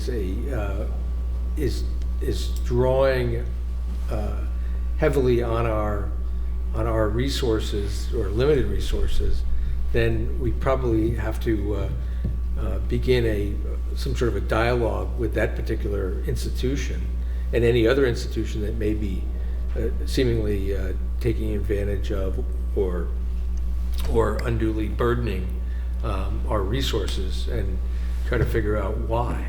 Right, because I don't remember the exact numbers, Mike, but I think they had said something like 700 of the 1,800 were, were from. I think I read that statistic too. I mean, I shared it, so I might have gotten it wrong. But. That's why you shouldn't have senior housing. You should just have non-age restricted housing. The school tax is a little bit more than what you're proposing. I'm joking. Really? I'm just kidding. Send all the seniors to Florida. That's it. One question, Mr. Murray. So this predicament is because the ambulance is part of the fire department.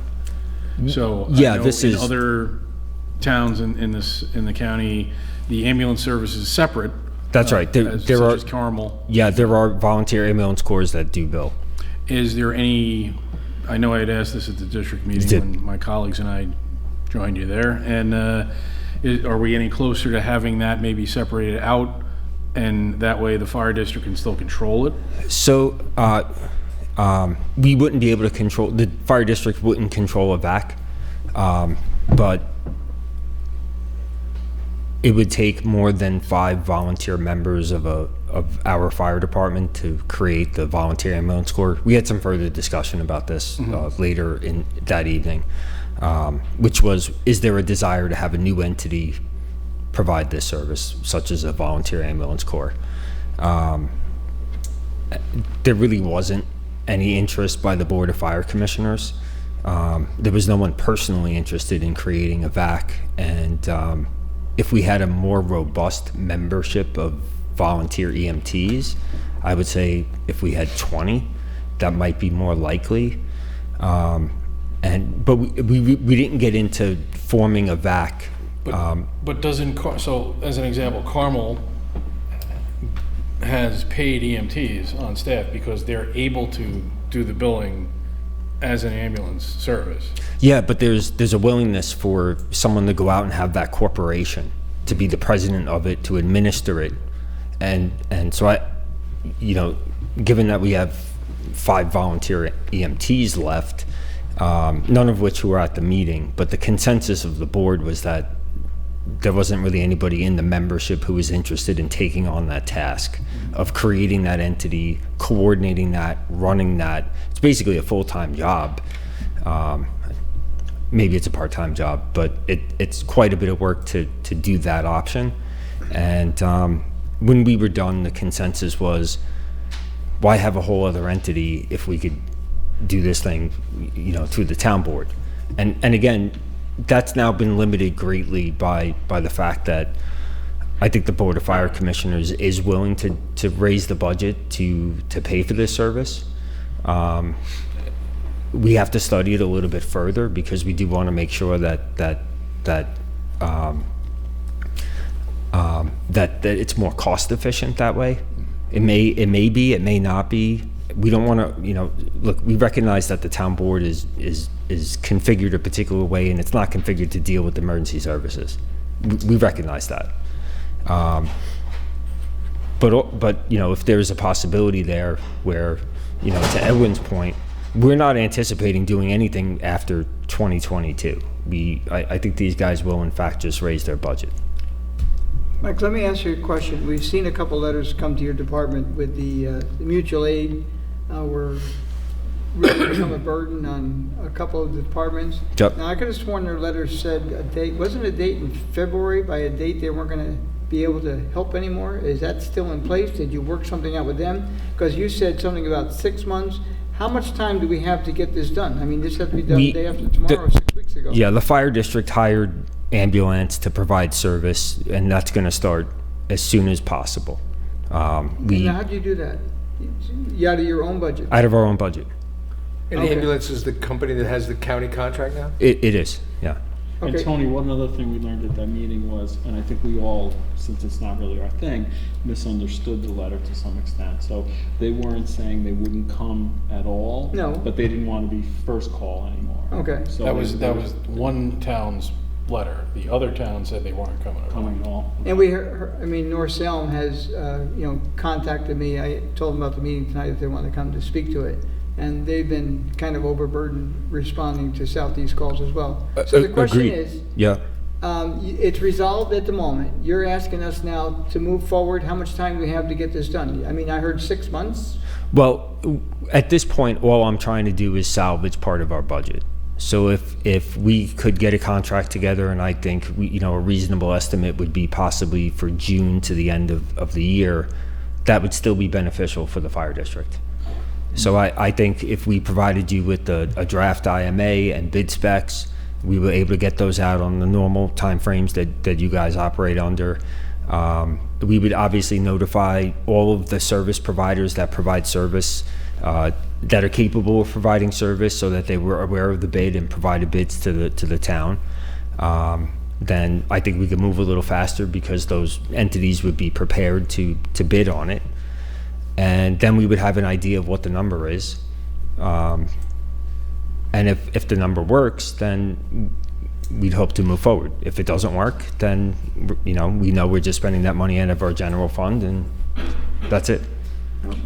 Well, if we did want to go forward with this route, is there any mechanism for them to reimburse us for the contract? Or does the IMA solve that, or how do we move money between these two?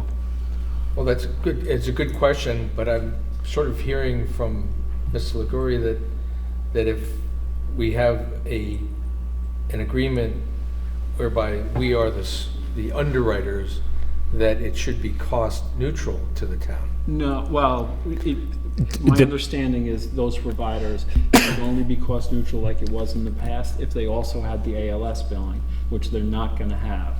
So the BLS billing will offset most of it, but we're expecting there to be some charge for the service that they will reimburse us for. Is that accurate? Yeah, that's, I would expect ambulance actually to, and I can't speak for any of the companies, because I haven't spoken to any of the companies about the bid to the town. But under the prior arrangement with Empress, it was net zero. Yeah, I've spoken to them, and yeah, that's the proposal I was given, that in theory could go into effect tomorrow. Right. That was only with ALS. But that was with ALS, which... Well, I believe they were still billing for ALS. That yeah. Again, that's the rub, that they can't bill for ALS now. Right. So they'll want to charge. I just want to draw an analogy here, which is that, and first let me answer Will's question. So if it's BLS only, there is the possibility that it isn't net zero. And if it isn't net zero, I think it'd be incumbent upon the fire district to reimburse the town. So if it was the $100,000 that he used as the example before, is there some mechanism for them to give us that $100,000? Certainly in an IMA. Okay. So then. But I'm sorry, but eventually it's all out of the same budget. I mean, or bucket. It's all taxpayer money, but exactly. Look, I mean, it's not for me to come here and spend your money, but not though. in this year. That's right. Yeah, but either way, we're gonna pay for it, make it up. Then next year, they're just gonna, instead of 2.5, we needed 2.6, I mean. Next year, it's got to be in somebody's budget, Yeah. I get that. But this year, we either need to find $100,000 or they need to find $100,000. We'd have to take it out of reserve. We have Right. reserve. I mean, could we take it out of our reserves or surplus or continue? I mean, it's the same. I Yeah. mean, whether they take it out of their budget this year or we take it out of our budget. If we have the authority to do it, we can, and we have reserves to pay it, we can do it. Mr. Liguori is telling us that the town has the authority to do this kind of thing. Is that under general municipal law? Under general municipal law, yeah. But to the point of what could the contract number be?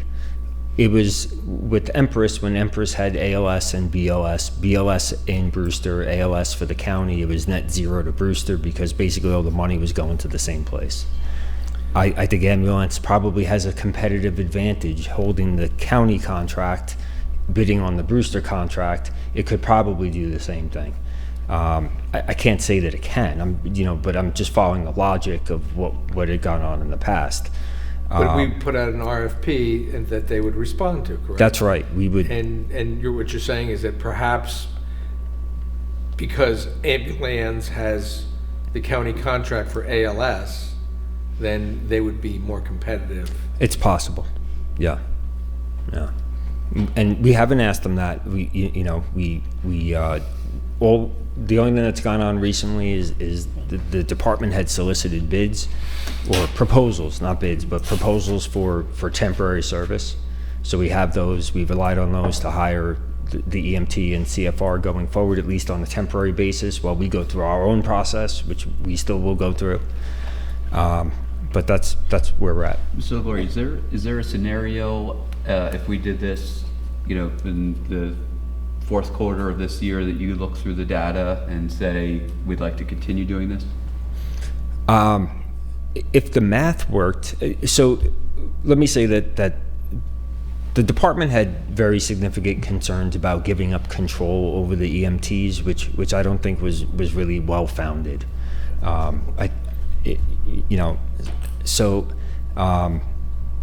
The fire district really didn't have any expectations. Well, once we got the tax information about where those numbers were, they're now chewing on what they don't know what they think just yet, but I think that we were anticipating an increase in our budget having a much more significant impact on taxes. And we've really been conservative about how we raise our budget every year. If you did a comparative analysis of the fire district budget versus other departments and districts, we're pretty low. But in my mind, if the numbers worked and there was a savings to the taxpayers, I don't see why the Board of Fire Commissioners would say, let's spend more money. They're elected just like you guys are, and we've tried to toe the line for years and make sure that we are not increasing and spending money unnecessarily. The election's not similar though, believe me. What's that? The election's not even similar. I guess I'm just saying that because if 700 calls are coming from Putnam Ridge and 1,000 calls are coming from the 684-84 interchange, and this works, it could be closer to cost neutral. It could be, and if it is, great.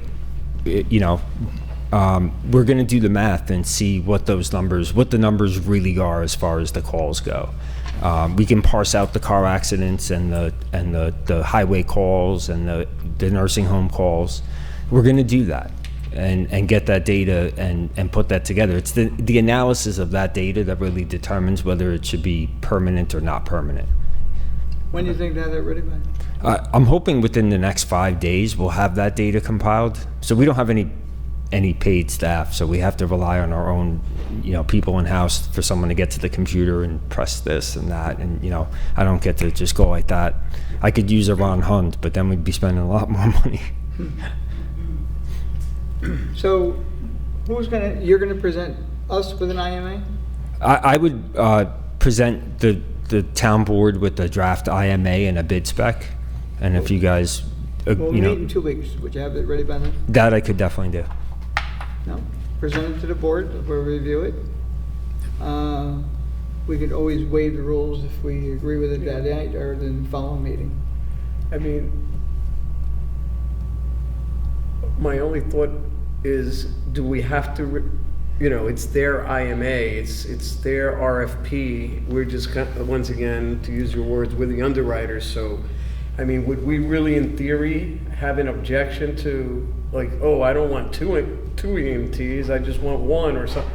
Wouldn't we just take their proposal, send it out to bid, just to not delay any time? That's what we do, but we have to see it to send it out to bid. We have to see it to send it out. I Yeah, don't know look, if we have any comments on the bid spec, Okay, but all we right. definitely should have comments on the IMA. I just was Yeah. understanding we're gonna sit here, we're No. gonna review it. No, it's Not me. like, nope. I just want to facilitate, send it out. We appreciate that, but we also wouldn't expect you guys to do anything without looking at it. Exactly. Thank you. We're interested in numbers, I am. Yeah. No. Look, I think this is really where it comes down to, is what the numbers end up being.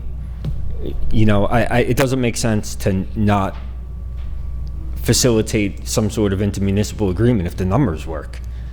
But if the numbers don't work, then they don't work, and that's it. But I guess that's my point. We don't know the numbers Yeah, we don't- until we do the IMA, send it out to bid, and Right, then come right, back. right. Agreed, I mean, so agreed. that's where I'm saying I don't want to hold it up and make Yeah, it up. and- You know, if and- this can go out next Monday, and I'm exaggerating, Right. then send it out next Monday. Right, You know. and look, you know, We can always call a special meeting for exigent circumstances. yeah, and we could also prime the pump and send the bid spec out before you guys actually publish it. You know, there's all kinds of things we could do to speed up time. I'm here to see if there was a conceptual agreement. If there was, I will now put my foot on the gas and get the legal end done, and get it over to you guys. No, just take the governor off the gas. Sold. You know the governor, right? Not the governor. Okay. No, I know where the governor is, and I've removed him. And I won't make any noise either. Yeah. Thank you, Mike. Thanks, guys. Okay. I really appreciate it. Appreciate it, thank you. Okay, let me get back onto my agenda here.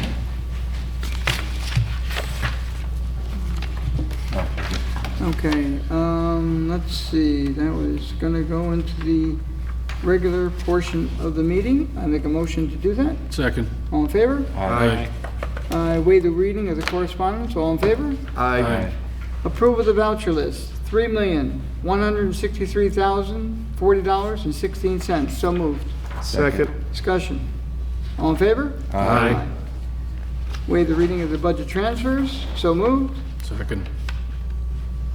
All in favor? Aye. Number 4, setting of the meeting dates and public hearings. Let's see, what do we do tonight? We did Terravest Senior Housing, so we're gonna have to do that. Let me just do some quick math here. 17, we can do it here. Okay. All meetings be held at 1360 Route 22, Brewster, New York, at 7 p.m. unless otherwise noted. Thursday, March 10th, 2022, and Thursday, March 24th, 2022.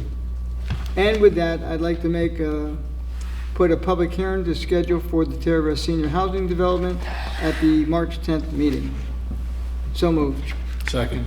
All in favor? Tony, that was Excuse me. just the public hearing. Yeah, Terravest. thank you, Will. We had that tonight. Wait, time out. We had the Oh, public hearing. you gotta put it on the agenda. Okay, sorry about, I'll make a motion to rescind that. I think we need to set the. We spent too much, I was playing fireman, sorry. Do Okay, we- so we're gonna do March 10th and March 24th as our next meeting dates. And no public No public. And no Do we public need a hearing. public hearing for the noise ordinance? We will, when the noise ordinance is finalized. Yeah, we're not Okay. quite ready. Okay. Okay, so moved. Second. All in favor? Aye. Aye. Okay, number 5, Resolution 577 North Main Street Release Performance Bond. Now therefore be resolved that the performance bond filed in connection with 577 North Main Street site plan for premises located at 577 North Main Street, tax map number 56.19-1-40.2, in the surety amount of 14,000, there's a zero missing there, is hereby released and may be canceled by the issuance institution, and be further resolved that the landscape maintenance bond in the amount of $350 for a period of 2 years is hereby established for the project, and be further resolved that upon posting the maintenance bond with the town clerk is authorized to return any and all original bonds, deposits, letter of credit, indicia, or security originally posted in connection with the project to the developer, and be further resolved that the town clerk is hereby directed to forward a certified copy of this resolution to the planning board secretary, the town building inspector, and to the property owner forthwith. So move for discussion. Second. Discussion. All in favor? Aye. Number 6, Telstra Charging Facility, 1 Star Ridge Road, establishment of bond and erosion and sediment control. Now therefore be resolved that the bond amount shall be established for the project set forth below. Project name, Telstra Charging Station. Bond amount, site improvements, $200,000. Erosion and sediment control, $3,500. And be further resolved that a certified copy of the resolution shall be transmitted by the town clerk to the planning board secretary and building inspector forthwith. So move for discussion. Second. All in favor? Aye. Okay. Next is, okay, we've had a lot to do. I haven't seen this much action on anything coming in front of the state in a little while. And this is about accessory dwelling units, how the state would like to basically take control of it over municipal home rule. It's going all the way from, well, we see mostly what's happening here in Westchester, Putnam, and everyone is absolutely adamantly opposed to it. I haven't seen anything north here, but down here they're really upset by it. So they basically put out a resolution. Most of us, I wouldn't say copied, but we used other ones they sent out for a template. And what we have here is 3 of them. Do you want to do individually or move them as a package? They're basically all the same, but they, I think, carry a strong wording to the governor and through our representatives in the state that we don't want this to happen. Move it as a package? Move it as a package, yeah. Okay. So number 7 is opposition to S.8006-A/9006, providing for state control of accessory apartment units, Part AA. Resolution number 8 is a resolution to, that doesn't look right, budget bill. That wording is wrong, I'll change that. S8006/A9006-Part EE, Transit Oriented Development Act, and 9 is opposition to proposed accessory dwelling units law S4547A. Have any of you, you're aware of everything that's going on there? Do you want to make any special comments? I mean, this is not good. Not good for anybody. Adamantly opposed to it. I think Peter Harkam should come here and explain it to us. He's gonna be in a lot of places. I don't know if he could hit them all. Okay, so I'll move it in a package. I'll move them. Yep. Second. All in favor? Aye. Okay, supervisor report. I guess I have to change it after I just heard what was done a few minutes ago. Now, we do have money available. We have a contingency. We have surplus that if we have to go into, we will. We'll take it first from contingency and then possibly from whatever. We'll put budgetaries forward. There's money to get it done. It's something we have to do to provide for the public. It's really early in the season so far with the report itself. Last year's budget, we did well. We came out, some things came out really well.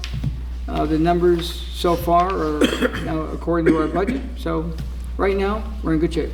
And just a reminder, everyone, we reduced the budget last year, the tax levy. And I was hoping to do it again next year. Yeah. Time will tell. Okay. Recognition of the public.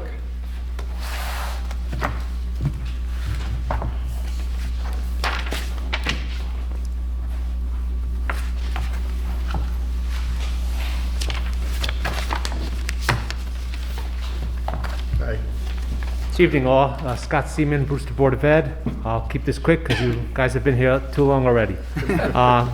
Sometimes when I have our meetings, I appreciate coming to these meetings because we do never argue about turkeys, so I'd like a little levity. We just want to go ahead and thank you for what you've been doing on our behalf. Right now, we're having a community forum on Monday the 28th. It's 6:30. It's open to the whole community with any issues that you have about the schools and what's going on. And we can provide information and whatever we need at that time. There's a registration system online. Everything else is available. And once again, we thank you for what you've done. If there's anything we can do, please let us know. Thank you. Okay, thank you. Mr. Seaman. Anyone else in the public? Town board members?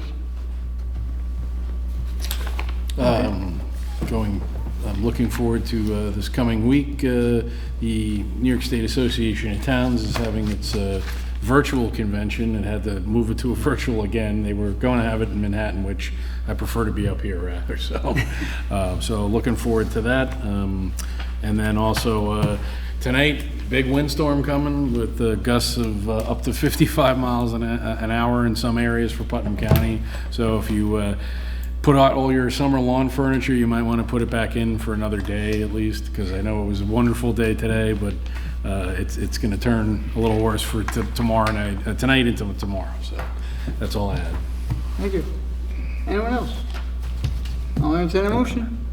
I'll make a motion to close tonight's meeting. Second. Second by who? Okay. John? All in favor? Aye. Aye. Thank you all for coming. Thank you. Good night.